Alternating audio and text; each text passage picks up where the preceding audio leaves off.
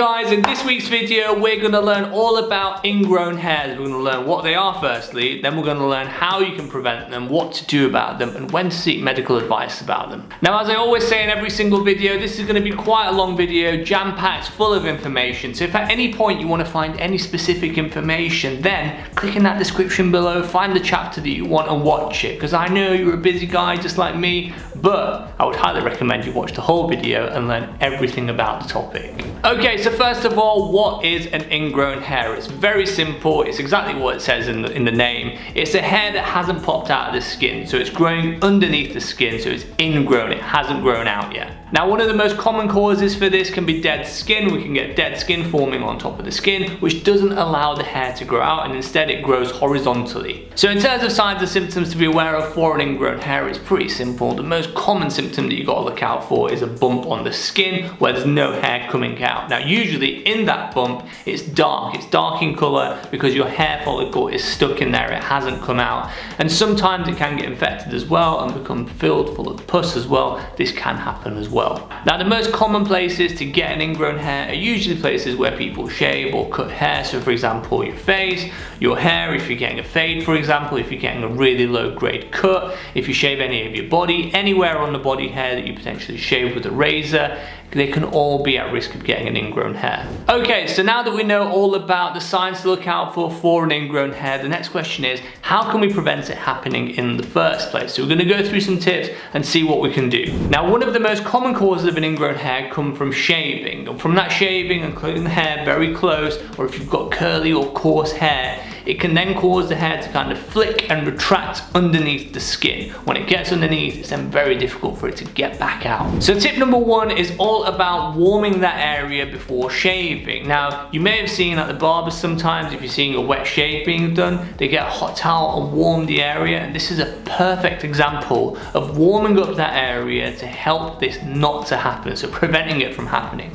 By keeping the skin moist and warm, it's going to prevent the hair follicles from getting blocked. Also, keeping the area moisturized as well is going to help. So tip number one is all about warming up the area before you shave and also moisturizing the area. Moving on to tip number two, it's all about shaving in the direction of the hair. If your hair is growing this way, shave in that direction. Don't shave this way. Yes, it's going to get a closer shave if you shave backwards, but you're just putting yourself at a higher risk of getting ingrown hairs. And if you're someone who's quite prone to them, and that's probably why you're watching this video, then that is the best thing that you can do to prevent it from happening. Moving on to tip number three, it's all about keeping that razor clean. So for each stroke that you do, clean the razor, wash it with water so that the blades are nice and clean to prevent ingrown hairs from occurring. Moving on to tip number four, it's all about, again, using the least number of strokes as possible. You don't want to be constantly getting your razor and going up and down on the same area. This is just going to put you at a higher risk of getting an ingrown hair.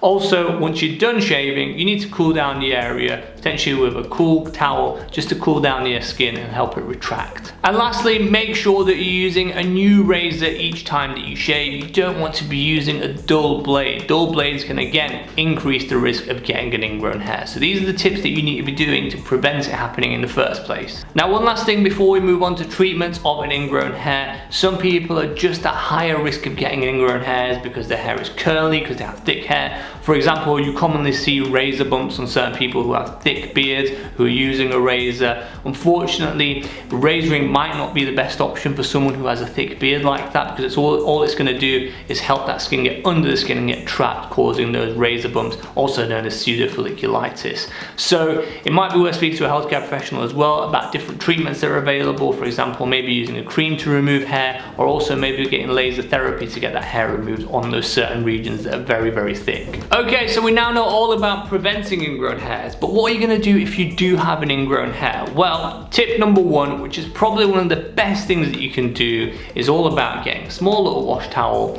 putting it in some hot water, make sure it's not too hot that you burn yourself, of course, wring it out, make sure the cloth is warm, and apply it on the area. Let's say, for example, I have an ingrown hair here, okay? I'm gonna apply it to the area, let it get nice and warm for a bit, okay? So continue, keep it on there for a couple of minutes, let the skin get nice and warm, and then rub it in a circular motion, okay? This is really gonna help get that ingrown hair to come out of that hole and pop out of the skin. It's a bit of a time-consuming process, but it can work really, really well. So warm washcloth, wring it out, keep it on the skin, let the skin get nice and warm, and circular motions. And moving on to tip number 2, if this doesn't work, you can also get a very, very soft toothbrush, for example, or a very, very soft brush, and again, rub it in a circular motion on that area. This will eventually, hopefully, get that hair follicle to come out, become exposed and stop being ingrown. Now these are the 2 top methods for getting an ingrown hair to come out, the safest methods that are available. But remember, one of the main things that you need to do if you're someone who's prone to getting ingrown hairs,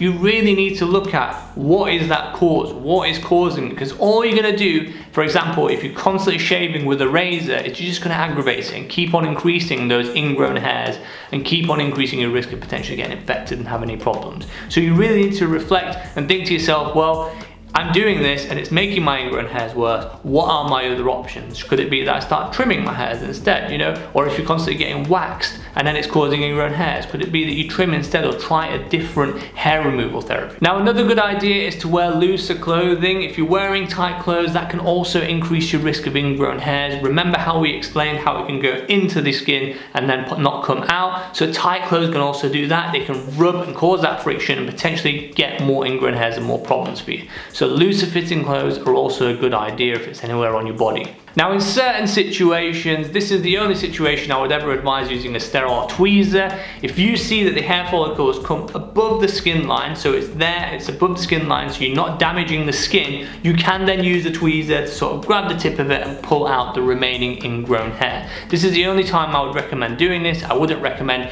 using the tweezer to go into the skin, to almost surgically go in and get the hair follicle out. This is a definite no-no, and all it's going to do is potentially cause you infections and many different problems. Now another tip that might help as well is removing those dead skin cells. Remember we spoke earlier, we said dead skin cells are causing those ingrown hairs as well. It's stopping it from able to come out. So one tip is exfoliating, but you don't want to be exfoliating too much, maybe once a week or even twice a week maximum.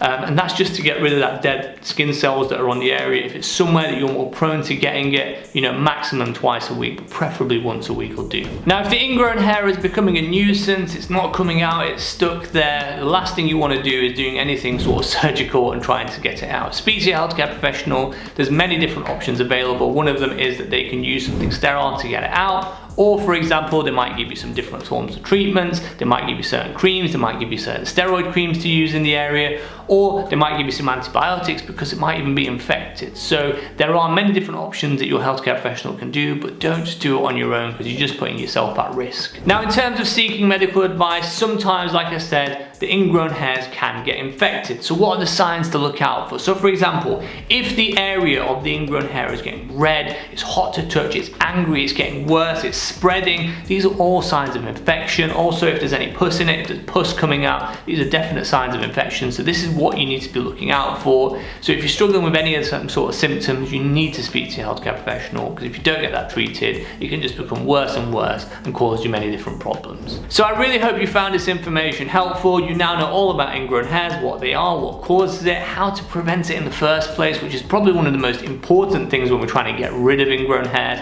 what to do about them, when to seek medical advice. So you're a bit of an ingrown hair pro now. I really hope that this information helps you. Let your friends know, let your family know, let whoever knows that might be suffering with ingrown hairs as well, or just share them this video, whatever's easier for you. Always remember you're awesome, and I will see you next week. Do a hot towel. Now hopefully, okay. Hey guys, thanks for watching this week's video. Make sure to click that like, follow or subscribe button now to stay up to date with new weekly videos.